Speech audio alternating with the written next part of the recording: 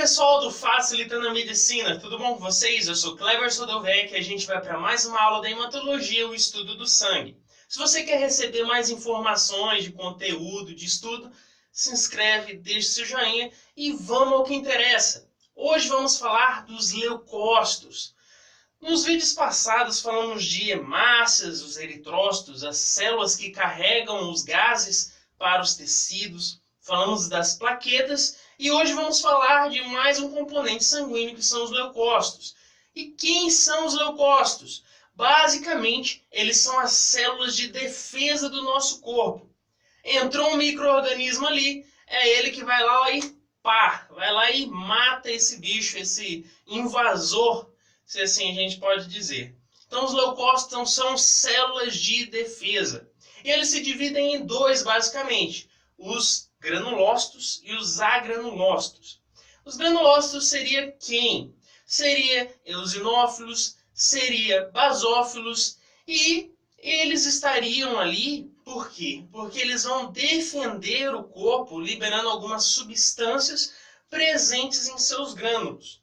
Outro granulócito que podemos citar também são os neutrófilos, que seria ali a primeira linha de defesa. Mas calma que a gente vai explicar passo a passo. Eu quero que agora você saiba que existem os agranulócitos e os granulócitos, sendo que os granulócitos são os neutrófilos, eosinófilos, basófilos. Esses são os principais. E os agranulócitos? Os agranulócitos não possuem grânulos, por isso agranulócitos. Então podemos citar os linfócitos e os monócitos. Eles não vão possuir os grânulos. E apresentariam um núcleo mais regular do que os granulócitos. Os granulócitos apresentam um núcleo meio irregular, meio bagunçado, se assim a gente pode dizer, que a gente vai ver daqui a pouco nas imagens. Então, primeiro, vamos começar com os granulócitos, falando sobre o neutrófilo. Esse neutrófilo, poderíamos dizer que ele vai estar ali como a primeira linha de defesa, ou as células que quando entra um micro-organismo, ele vai ser de cara aquele que vai encarar logo lá esse invasor, de forma simples. Então ele vai ser aquele que faz parte do sistema imune inato, ou seja, a primeira linha de defesa do corpo. E ele tem até certa facilidade na fagocitose de micro-organismos. E outro ponto também é que após essa fagocitose, ele pode ativar os grânulos que existem dentro dele. Então, já sabemos algumas coisas, mas devemos primeiro lembrar que ele apresenta um núcleo trilobulado. Tem um formato meio diferenciado. E também ele vai apresentar o seu citoplasma um pouco mais claro, exatamente pela presença desses grânulos. Ele apresenta muitos grânulos. Os principais são os azurófilos, que estariam ali com as suas substâncias, e os grânulos específicos. E que substâncias ele libera? Por exemplo, a lactoferrina, lisozima, algumas substâncias ou agentes bactericidas, exatamente para exterminar com qualquer tipo de invasor. Então, olha essa imagem. Prazer, eu sou o neutrófilo. Pois é, olha só a característica dele. O que a gente pode perceber? O núcleo, olha o núcleo dele, é bem irregular, é trilobulado. Esse trilobulado estaria ligado um ao outro por pontes de cromatina. E olha o citoplasma dele também, é bem clarinho, exatamente pela presença dos grânulos. Os grânulos que seriam os azurófilos e os específicos que falamos. Agora podemos falar ainda dos basófilos. Esses basófilos que são o quê? Granulares. Apresentam-se como leucócitos granulares. Esses basófilos, de início, a gente pode identificar ele pelo próprio núcleo. Lembrando que os granulócitos apresentam um núcleo realmente irregular. Só que os basófilos apresentam o seu núcleo em forma de S. Então os basófilos, além do seu núcleo em forma de S, ele ainda apresenta uma resposta importantíssima frente às reações alérgicas, porque ele apresenta também ampla capacidade de receptores para uma imunoglobulina específica. Aí já é ou imunoglobulina E. Também poderíamos dizer que esse basófilo apresenta em si alguns grânulos, como os grânulos específicos ou também chamados de basofílicos, que possuem substâncias como heparina, histamina, também substâncias quimiotáticas e peroxidasas, que são importantes frente às reações alérgicas, como citamos, e também frente a alguns micro-organismos. Então, olha essa imagem do basófilo.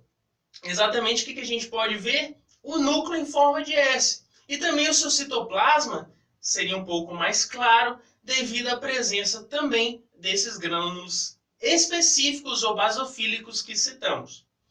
Então falamos dos basófilos. Outro granulócito, que seria um leucócito granulócito, seria o eosinófilo.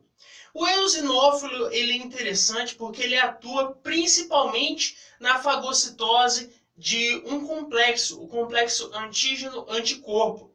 E teria uma reação básica frente principalmente a parasitas, que dá muito trabalho ao nosso organismo. Então, os eosinófilos estariam contra os parasitas. Além disso, o que a gente pode falar? O núcleo do eosinófilo seria bilobulado. Ele também apresenta alguns grânulos dentro de si que são importantes contra os parasitas, que seriam os grânulos acidófilos e os grânulos específicos. Agora, uma atenção aos acidófilos, porque eles podem ser de dois tipos, os externos e os internos. Os internos seriam ricos em arginina, e os externos apresentariam uma matriz extensa, densa ou eletrodensa. Então, na imagem, o que a gente pode ver? Basicamente, o núcleo bilobulado, que estaria ligado, de certa forma, por pontes de cromatina. E também no citoplasma estaria quem? Os dois grânulos que citamos, os acidófilos e os específicos. Lembrando que os acidófilos são de dois tipos e eles apresentam as substâncias que estarão sendo liberadas quando encontrarem ou tiverem contato com algum parasita. Outro, agora nós falamos de quem? Dos leucócitos granulares. Falta falar de quem? Dos leucócitos agranulares. Quem seria? Monócito e linfócito. Os monócitos, poderíamos dizer que uma característica seria o núcleo em forma de rim, ou riniforme. E ele estaria excêntrico. Além disso, esse monócito, ele apresenta 100 grânulos, claro, ele é um agranulócito, e ele vai ser uma forma de celular intermediária. Por quê? Porque esse monócito, quando ele migra, por exemplo, para um tecido conjuntivo, ele se transforma em um macrófago. Então, o monócito, quando migra a um tecido, ele se diferencia na célula de defesa, o macrófago. Além disso, no citoplasma, ele apresenta uma forma vacuolizada e basofílica. Porém, o que eu quero que você saiba é que o monócito, quando migra para um tecido, vira macrófago, sofre o que a gente chama de diapedese. Então, falamos dos monócitos e, por último, ainda podemos citar outro leucócito agranular, que seriam os linfócitos. Os linfócitos, que são a parte da linha de defesa do sistema imunológico adquirida. Ela seria a segunda parte de defesa, se assim a gente pode dizer. Porque lá na playlist do sistema imunológico nós detalhamos que existe o quê? O sistema imune inato e o sistema imune adquirido. Então, os linfócitos estariam nessa segunda ativação.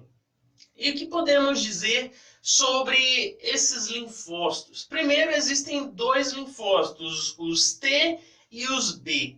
Os linfócitos B ativados, eles poderiam ser chamados de plasmócitos.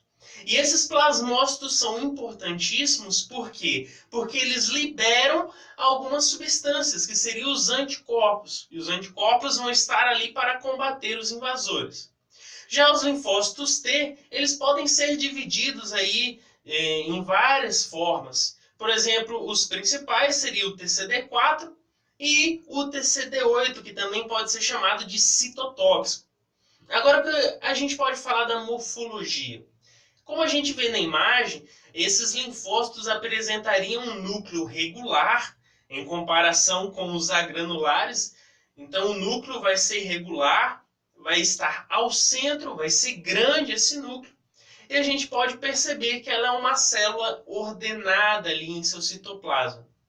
Então, pessoal, se você quer mais informação referente a imuno, entra na playlist do sistema imunológico e lá a gente detalha. Aqui é mais um estudo das células do sangue. Então, se eu te ajudei de alguma forma, deixe seu joinha e se inscreve aí no canal. Valeu?